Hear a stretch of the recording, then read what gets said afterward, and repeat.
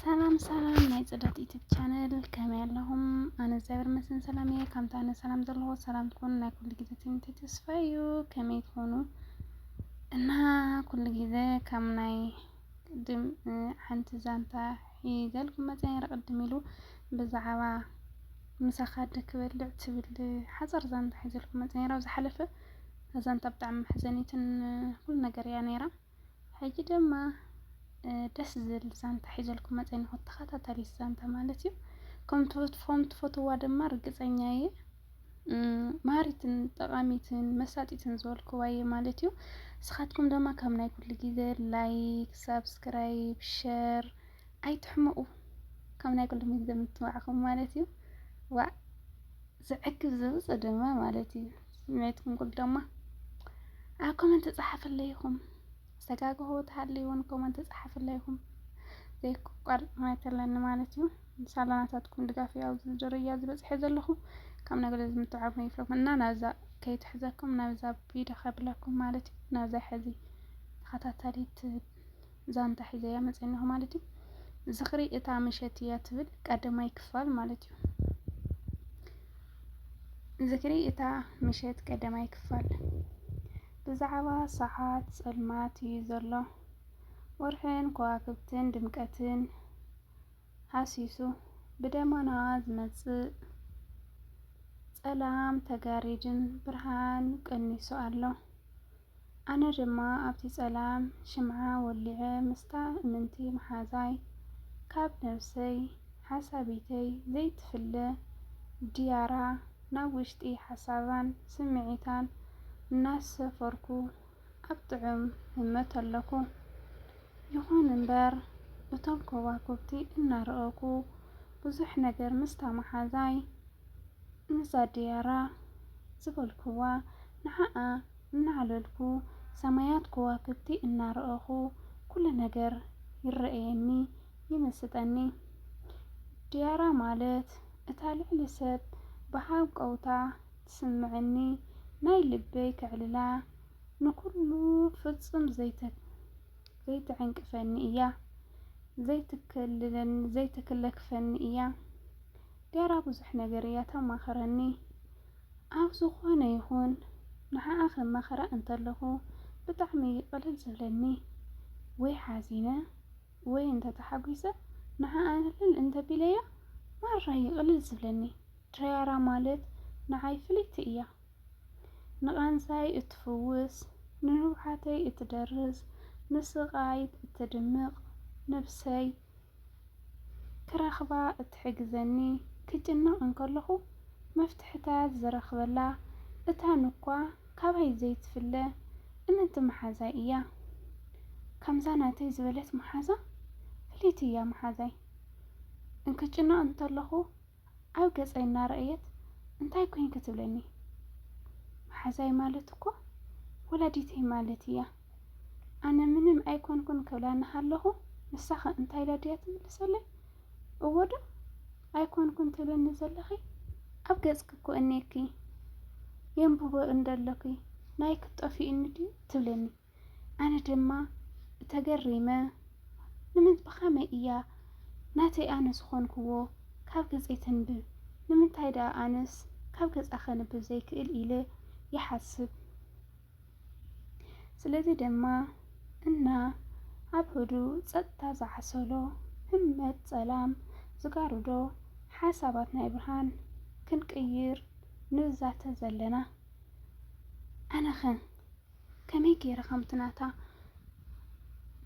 ክከታተላ ይኽእል ኢለ ይሓስብ እሞ ከዋክብቲ ድማ ደስ ይብሉ ይሪኦም ነበርኩ። እቶም ከዋክብቲ ብጣዕሚ እዮም ደስ ዝብሉኻ።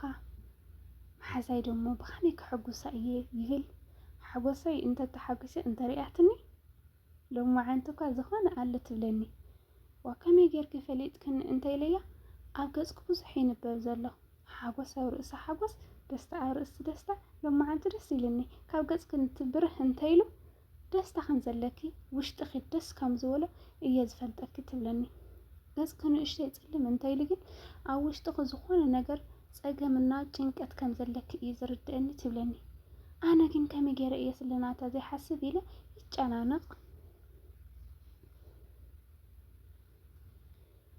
ኣብ መወቕን ጥዑሙን ዕላል እንከለና ሃደበት ድውል ናይ ቴሌፎን ሰማዕኩ።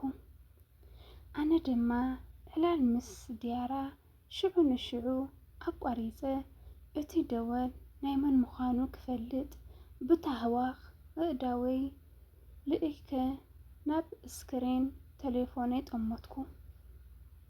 ብድሕሪኡ እቲ ቴሌፎን ምስ ጠመትኩ ምንም ነገር ሓስኩን እስክሪን ንስቑ ኢለ ይጥምቶ። እቲ ስልኪ ድማ ናይ መን ይኾን ኢለ እታ እስክሪን ክኻፍታ እንትብል ነፍሰይ ድማ ምስኡ ቀጥቀጥ ይብል። እንታይ ኮይነ ማለት እዩ ዘንቀጥቅጥ ኣለኹ ኢለ ብውሽጠይ ድማ ዝኾነ ሕማቕ ስምዒት ይስምዐኒ። ሱቕ ደማ ክብል ይብል፣ ከፊተ ዶ ክርእዮ ይብል እሞ ድያራ መሓዛይ ድማ እንታይ ኮንኪ ትብለኒ። ንምንታይ ዘይትኸፍትዮ ትብለኒ። ንምንታይ ዘይትርእዮ ክርእየ መሽልኪ ኸይድኪ ትብለኒ እሞ ንምንታይ ደኣ ወግዕና ኣቋሪፅክና ትብለኒ። ኣነ ድማ ፈራሕኩ። ከመይ ገይረ እየ ከልዕሎ በልኩ። ድያራ ድማ መፀ ደሞ ኣነ ክርእዮ በለትኒ። ላ ኣነ ክርእዮ እየ ባዕለይ በልኩዋ። እቲ ቁፅሪ ንዓይ ሓድሽ እዩ። ቆፃል ፀቒጠ ድማ ድምፂ ክሰምዕ ናብ እዝነይ ኣፀጋዕኽዋ። ኣፀጊዐ ድማ ይፅጉዕ እሞ ይፅጉዕ እንታይ ድኹ ኮንኪ ትብለኒ ድያራ ድማ። ድያራየ ምንም ኣይኮንኩን ይብላ። ዝኾነ ዝስማዕ ድምፂ የለን። ነቲ ኣብ መንጎና ዝዓሰለ ስቕታ ክስበር ዝደለኩ ይመስል። ብትሑት ድምፂ ሄሎ በልኩ። ሕጂ እውን ስቕታቲ ስቕታ ኣገሪሙኒ። መን ይኸውን ኢለ ፈራሕኩ። ኣብ እዝነይ እንዳለ መን ይኾን ኢለ ብውሽጠይ ሓሲበ ንጀዋል ሱቕ መረፅኩ። ብድምፂ ከለሊ ኢለ እንተሓሰብኩ ምንም ነገር ግን ድምፂ ክሰምዕ ኣይከኣልኩን። እንታይ እየ ዝኸውን ዘለኹ በልኩ። ድምፀይ ጀዋለይ ኣብ እዝነይ ኣጥቢቐ ድምፂ ክሰምዕ እንታይ እኾን ይኸውን ዘለኹ በልኩ። ኣገሪሙን ስቕስቲ ስቕታ ገሪሙኒ። ብፍርሒ ተወረርኩ እሞ ደጊመ ሄሎ በልኩ። እንታይ እየ ዝብል ዘለኹ ኢለ ድማ ሓሰብኩ። ፈራሕኩ። ሰላም ሳምሪ፣ ሰላም ሳምሪ ሓቀይ ዝብል ህድእ ዝበላ ናይ ወዲ ድምፂ ሰማዕኩ። ኣብዚ ካልኣይ ክፋል ኣብዚ ክጨርሻ የቀዳማይ ክፋል ማለት እዩ ኣሕዋተይ ማዕረይ ናይ ወዲ ድምፂ ሰማዕኩ ኣብ ዝብል ኢና ክነቋርፅ። ኣብ ናይ ካልኣይ ክፋል ክሳብ ንራኸብ ዳሕና ዕኒለይ ናበልክ እየ። እናስኻትኩም ድማ ላይክ ሰብስክራይብ ኣይትረስዑ። ከም ናይ ኩሉ ግዜ መምሃሪትን መሳጢትን ዝበልክዋ እየ። ጥዕምቲ ክትከውን እያ ወኒለይ ሓስብ እየ ማለት እዩ። ብጣዕሚ እያ ደስ ትብለካ ማለት እዩ። ኣነ ክሳዕ መጨረሻ ክሳዕ ክፋላ ስለ ዝረአኽዋ እየ ንዓይ ብጣዕሚ እያ ጥቐማት። ንዓኹም ከም ጥቕመኩም ኩሉ ግዜ ተስፋ እዩ እና ብላይክ ብሸር ጀምርዋ። ኣብ ናይ ኩሉ ግዜ ኣይትሕመቑ ወይ ኩሎኩም ትፈትው። ኣብ ናይ ካልኣይ ክፋል ክሳብ ንራኸብ ድሕና ቀኒዩ።